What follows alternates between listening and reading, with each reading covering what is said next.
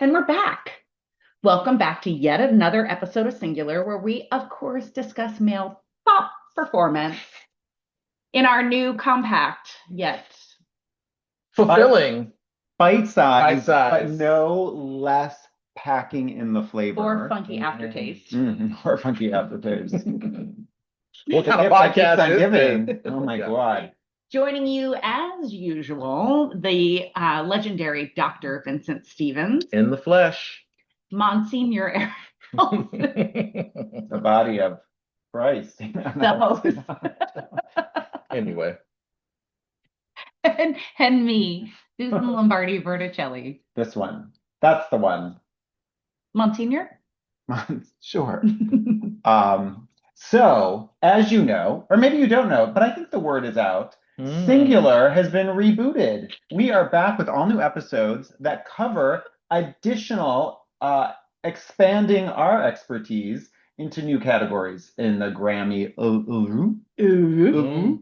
So, as Susan mentioned, we're tackling male vocal today. We use pop vocals. So turning it over to Dr. Stevens, who's going to give us a little bit more of the shading, the color, the insight around who we're talking about And in don't today's forget- category. Don't forget the texture. How could you forget it? Okay, so this is 1977. And You this weren't is even born. Not even born. Not sure. If you're listening, I'm winking. Okay, so this is the 1977 Grammy Award for Male Pop Vocal Performance. Oh. The nominees are After the Lovin', Engelbert Humperdinck, Handyman, James Taylor, You know, Handy. Just Want to Be Your Everything, Andy Gibb, Sweet. On, Stephen Bishop, On and on and on. and When I Need You, Leo Sayer.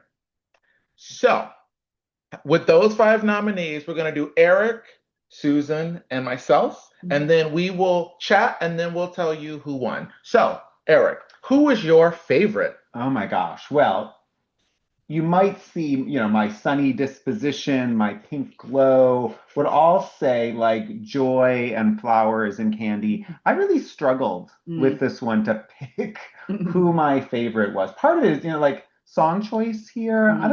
Can't say I particularly loved any of these songs. And there was I found myself like drowning in a bit of schmaltz. There was a lot of schmaltz. Quicksand of schmaltz in this category was overwhelming to me. And I will just say that first song, the Engelbert. After the Lovin'? Yeah.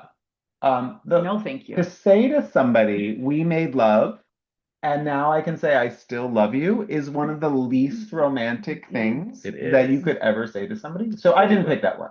So what did you I didn't pick? pick that one. So I thank you for escalating my choice. I went with Stephen Bishop and On and On. I liked the variety in that song. I think it had the most amount of journey and layers to it. And I have a sweet spot for Stephen Bishop because I love that song from Tootsie. Yeah, It might be. It might be you. I think that is a banger that continues to deliver To bang. to bang. So I thought Stephen Bishop, I don't know who won this category, but I want him to have a Grammy just because of that song. And that has nothing to do with this It's song true. or this category, but I'm bridging. And I'm it's bridging. Bishop's debut single. There you go. So I'm going on and on. Okay. On and on and on. I've often said, as many of you have as well, that I'm really the gut. I'm the instinct of this trio. So get ready, FCC. I feel ready. Get ready to bleep this out. Oh gosh. This category fucking sucks. It was a tough one. This is a bunch of shit. So I had a hard time listening to these. I had a hard time acknowledging that they were Grammy nominated. I had a hard time. And so know that my choice is a forced choice, much like many of It feels forward. our political systems are choosing or forcing us to choose these days. And so I just went with the easiest and the gut instinct, and I chose James Taylor and Handyman, which is a really bad title. I forgot though that comma part. Yeah. That wins the day. Yeah. Or that wins that song's part. I don't know if I mean, wins the day. it wins something because the rest of this is garbage. Yeah. Engelbert Humperdinck, please. Okay. So I think to both of your points, this is a very schmaltzy time in pop music. Though I think disco was on the rise. So I just want to be your everything. The lyrics are schmaltzy, but the arrangement's more energetic. But my pick is by far On and On. So Stephen Bishop is a very archetypal singer-songwriter, sensitive male singer-songwriter of the 70s, except he has a great sense of humor. So if you really listen to the lyrics of this song, like there's a line about like puts on Sinatra once. I mean, this is a song about these characters who are kind of losers in love. And so it's got this very wry perspective, and the arrangement has this little Caribbean look to it. I don't know. I think if you really listen, I think if you just hear it one time, it's like, well, a little ballad. But I think if you really listen, he's a great lyricist. This is one of his best. So I love this song. I think it towers above the rest of them. I would say in a list of songs that's mostly uninspired, like Leo Sayers' "When I Need You" is so ubiquitous.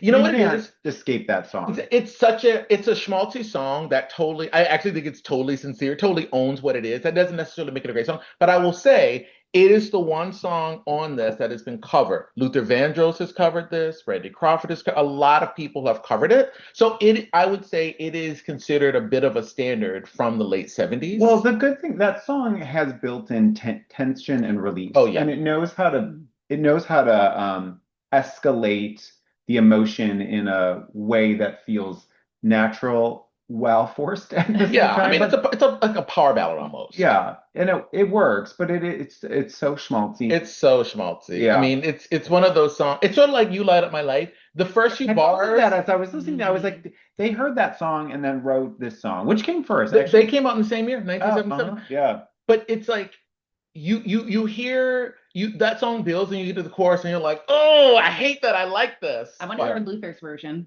Luther's version is Maybe all rest right. in peace. He does what he can. I love some Luther. Luther, Janet. Okay. The best things in life are free. Okay. So I'm gonna share with you the winner. Oh gosh. And the winner is It already sounds like a James Taylor song. Hey, girls, gather around. Oh, it's sitting down.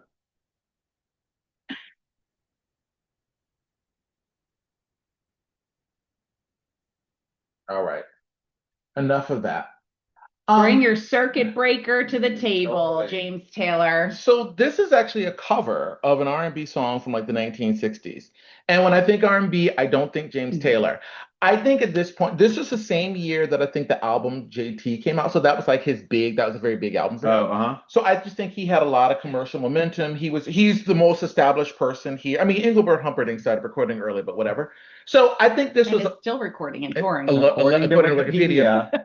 But I think this was a very lazy win. I don't think that this is one of James Taylor's best songs. It's a cover. I don't think it's a particularly good cover. I don't think it's particularly memorable. So I feel this category is uninspired, except I will say, I think if you listen to a Stephen Bishop collection, or some of his albums, I think people come around him. He's actually really good. So my question, and actually, I don't know, this is a failing of mine of not knowing what else was happening. I know. Thank you, Susan. Thank you, Vincent. But I'm guessing Vincent, no offense, Susan, knows the answer to this question. No offense, Susan. Who should have been nominated this year? God, that's a really good question. I think because do you know, Susan? I mean, I'm thinking deep in my heart of 1977. I mean, so the year before, for example, like Boz Scaggs have been nominated for Lowdown and Silky Breeze, which was a big deal at the time. Billy Joel had some songs. I was actually surprised that there wasn't a Billy Joel nomination. So the following year, was like Just the Way You Are. Oh yeah. And then the following year was The Stranger. But I would actually say New York State of Mind, which was not a hit, but that could have been more iconic than almost any song here. It is if you put that song in this list, that's the most iconic song of that. So it's interesting that, or like Elton John would have had something around 1977. So I feel that. Yeah, I feel like this category. I actually feel like this category though captures that a lot of easy listening music, disco, singer-songwriter music, like those things are happening. I'm not sure that these are necessarily the best representatives of that category, if that makes sense. Yeah. And Lou Rawls, I think won one or two Grammys around this time, but I think that they often put him in the R&B category because he's a Black artist. But I'm like, his songs were hits for all the charts. Yeah. So I think that I don't know. I think that was a missed opportunity for them. Well, So I think that that's a great way to wrap up this episode. A missed Missed opportunity, opportunity.